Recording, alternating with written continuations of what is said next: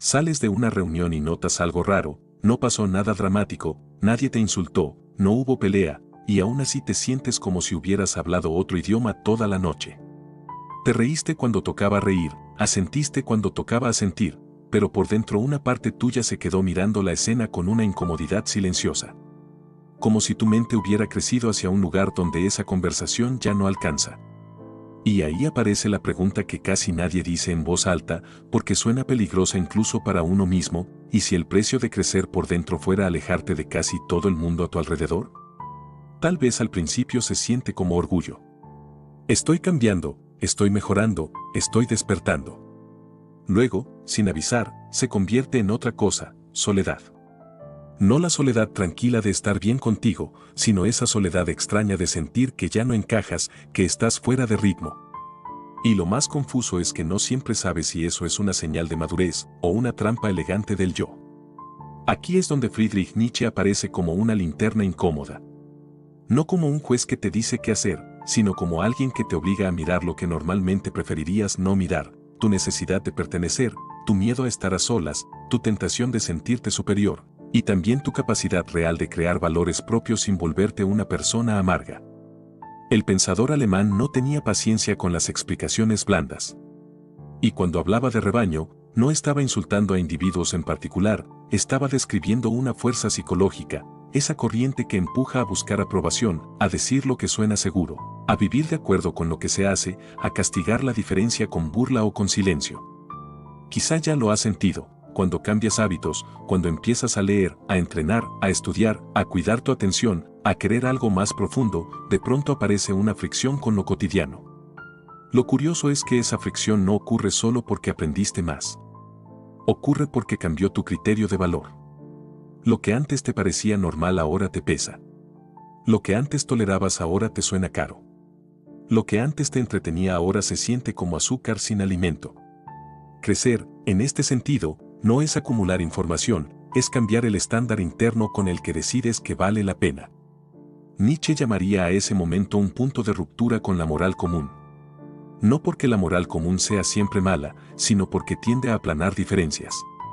La moral de rebaño premia lo predecible, la frase correcta, la emoción permitida, el deseo moderado, la ambición que no incomoda.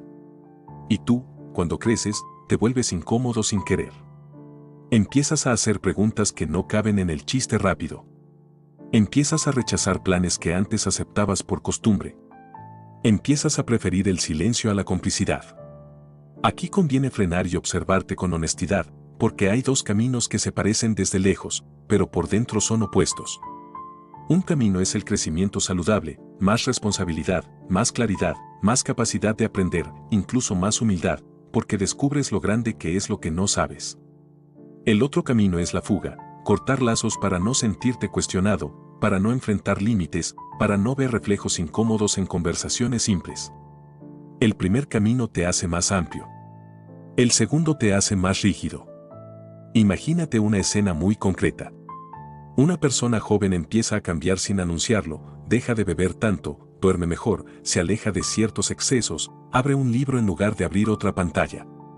No lo hace para impresionar, lo hace porque algo adentro se cansó. Al principio nadie nota. Luego llegan las primeras bromas, ya te crees mejor, te volviste raro, antes eras más divertido. Y aquí aparece una prueba.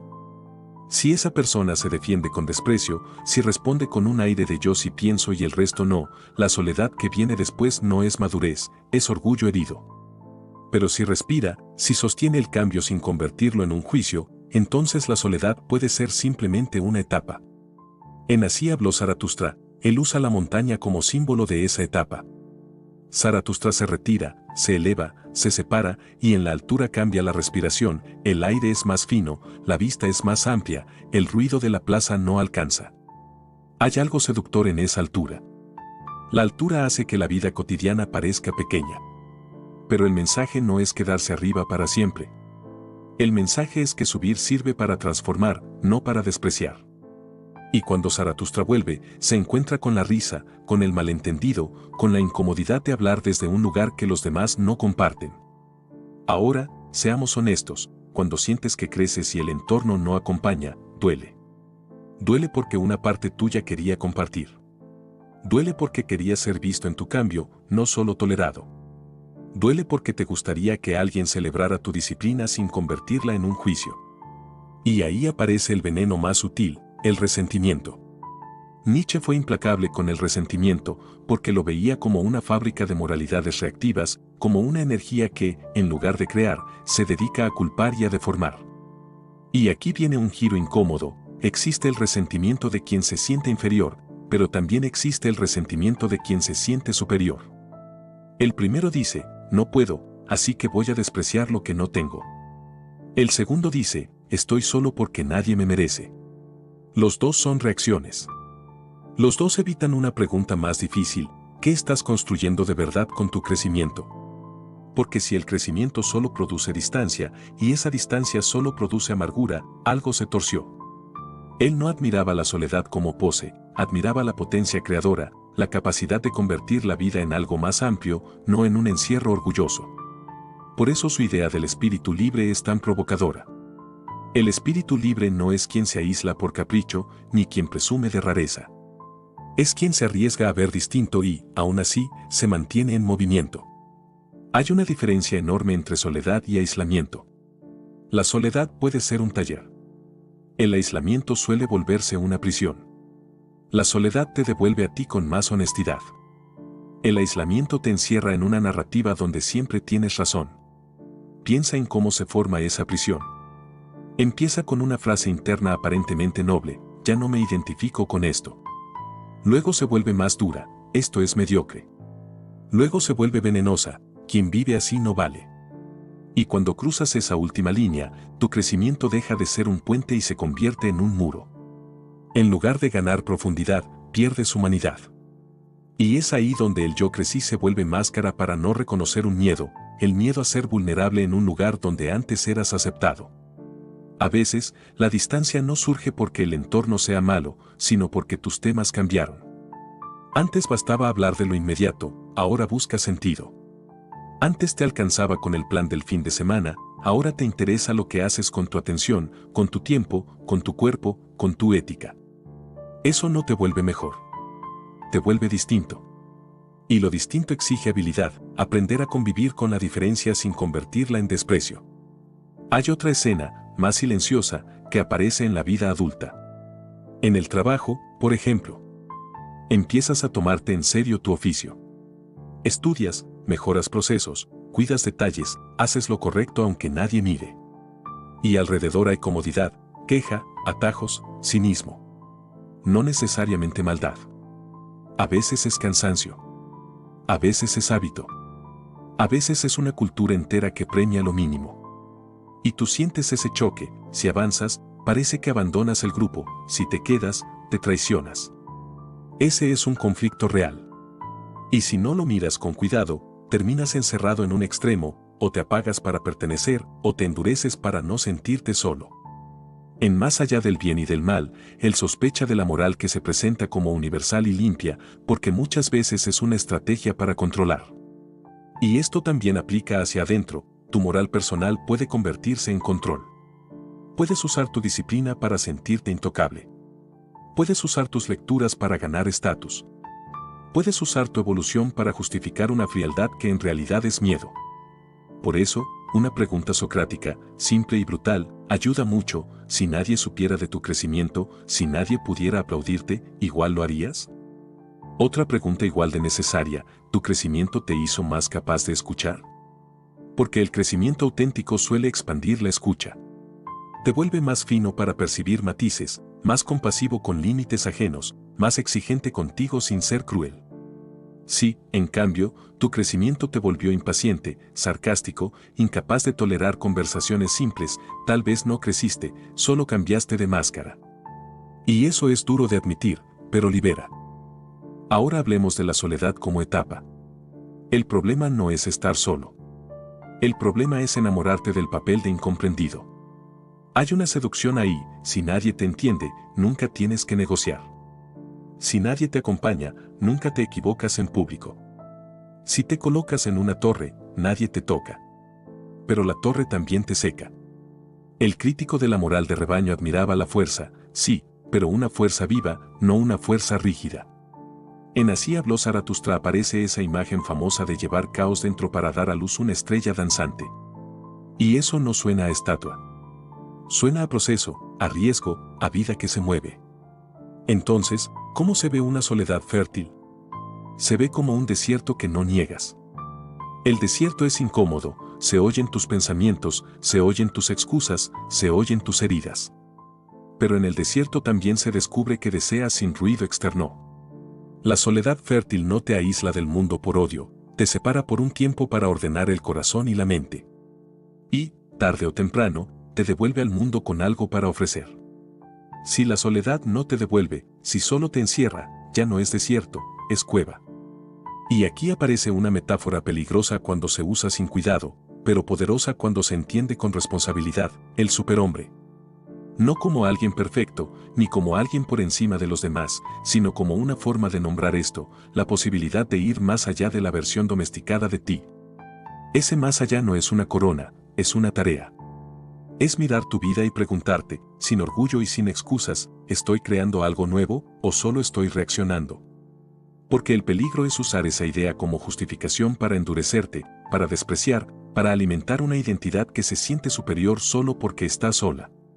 Aquí entra algo práctico y muy humano, la elección de compañía y de ambientes. Crecer sin buscar nuevos contextos es como cambiar de respiración y seguir viviendo en un cuarto sin ventanas. No puedes esperar que tu círculo antiguo se transforme por milagro. Y tampoco necesitas romper con todo como si quemaras un pasado. Hay un punto intermedio, honrar lo que existió, reconocer lo que ya no encaja, y moverte con intención hacia lugares donde tu nueva versión no sea una rareza permanente. Eso exige valentía, porque lo nuevo da miedo. Es más fácil quedarte cerca de lo conocido, aunque te apague. Es más fácil criticar desde lejos que exponerte a un espacio donde puedas ser aprendiz otra vez. Pero si algo enseña Nietzsche, incluso cuando incomoda, es que no basta con negar el rebaño, hay que crear. Y crear incluye crear una vida social distinta, una conversación distinta, un tipo de amistad distinta. Aquí puede ayudarte una idea antigua, de Aristóteles, sobre la amistad. Hay amistades por utilidad, por placer y por virtud. No suena romántico, suena casi frío, pero es liberador. Algunas relaciones existen porque hacen la vida práctica más simple. Otras existen porque comparten diversión. Y otras existen porque comparten carácter, valores, crecimiento. Cuando tú cambias por dentro, no es que las amistades antiguas sean falsas. Muchas fueron reales en su categoría. Pero quizá ya no pueden sostenerte en lo que hoy estás intentando construir. La pregunta entonces no es a quién dejo atrás, porque esa pregunta ya viene cargada de superioridad. La pregunta es más limpia, ¿qué tipo de vínculo necesito para no traicionarme y qué tipo de vínculo puedo ofrecer sin actuar desde el resentimiento? Porque también hay responsabilidad en cómo te vas. Puedes irte humillando o puedes irte con respeto. Puedes convertir tu ausencia en castigo, o puedes convertir tu distancia en cuidado. Y aquí volvemos al peligro central, crecer tanto por dentro que termines lejos de casi todo el mundo. Hay una parte inevitable de ese alejamiento. Si tus valores cambian, algunas dinámicas se rompen. Si tu visión de mundo se amplía, algunas conversaciones se vuelven repetitivas. Si tu ambición se vuelve más profunda, algunas costumbres pierden encanto. Esa parte no se puede evitar. Lo que sí se puede evitar es el veneno, la arrogancia, el resentimiento reverso, el autoengaño. ¿Cómo se detecta el autoengaño? Es sutil. Aparece cuando llamas paz a lo que en realidad es anestesia. Cuando llamas madurez a lo que en realidad es frialdad. Cuando llamas no me afecta a lo que en realidad es evitación. El crecimiento auténtico suele doler de una forma que te vuelve más sensible, no menos. Te vuelve más consciente de tus límites, más consciente de tu sombra. Si te vuelves incapaz de admitir fragilidad, probablemente estás construyendo una armadura, no un carácter. Y aún así, no se trata de volver atrás para encajar. Volver atrás por miedo también es una forma de rebaño. La moral de rebaño no solo vive afuera, vive adentro, en esa voz que dice, no seas tan intenso, no pienses tanto, no cambies tanto, mejor sé como antes. Él llamaría a eso una presión para reducir tu potencia, para mantenerte domesticado. Y si hay algo que suena en su obra como un martillo, es esta exigencia: llega a ser quien eres. No quien esperan. No quien conviene. Quién eres, con todo el trabajo que eso implica. Ahora, ¿cómo se convierte ese llamado en algo cotidiano, sin volverte un personaje? Empieza con actos pequeños, pero consistentes. Si estás en una etapa de soledad, úsala como taller, escribe aunque nadie lo lea, estudia sin exhibición, entrena sin convertirlo en identidad, aprende a estar contigo sin huir a la pantalla. Practica una honestidad simple, decir esto ya no me hace bien sin necesidad de decir esto es basura. Nota la diferencia. Ahí se ve la madurez. Luego viene el movimiento hacia afuera. No para mendigar pertenencia, sino para elegirla con conciencia. Buscar una comunidad de estudio, un grupo de práctica, un espacio creativo, una conversación donde puedas ser aprendiz. Y aquí hay una regla de oro: si entras a un lugar solo para sentirte superior, ese lugar se arruina. Si entras para contribuir y aprender, ese lugar te transforma. El espíritu libre, en su visión, no es una estatua orgullosa, es una persona en experimentación constante. Y también hay un detalle crucial: puedes mantener cariño por quien se quedó en lo mismo, sin quedarte tú. Puedes recordar que cada quien tiene su tiempo, su dolor, su historia. No necesitas convertirte en juez. La verdadera distancia, la distancia madura, no es desprecio. Es claridad. Es decir, esto no es para mí ahora, sin convertirlo en sentencia universal. Quizá el cierre de todo esto esté en una imagen: subir una montaña para respirar y ver, y luego bajar. Subir sin bajar te vuelve espectador. Bajar sin haber subido te deja atrapado en la plaza. La vida pide las dos cosas: momentos de altura y momentos de contacto. Él sabía que la soledad es una prueba, pero también sabía que el Creador vuelve con algo en las manos, aunque sea solo una forma más honesta de vivir. Entonces, si hoy sientes que estás creciendo por dentro y te estás quedando lejos, no te apresures a celebrar ni a lamentar. Observa. Pregúntate si esa distancia te está volviendo más capaz de amar con límites o más incapaz de amar por orgullo. Pregúntate si estás construyendo valores propios o solo reaccionando contra valores ajenos. Pregúntate si tu soledad está pariendo una estrella danzante o solo está acumulando polvo. Y tal vez la respuesta a la pregunta inicial sea esta: el precio de crecer no es perder a casi todo el mundo. El precio real es perder la necesidad de ser aprobado por quien no vive tu vida. Y esa pérdida, aunque duela, abre espacio para algo raro y hermoso: relaciones elegidas con conciencia, conversaciones que alimentan, silencios que no asustan y una fuerza que no necesita aplastar a nadie para existir. Si te queda resonando esta tensión, esa mezcla de orgullo y soledad, de libertad y nostalgia, me gustaría saber qué parte se parece más a tu historia y qué parte te incomoda más reconocer.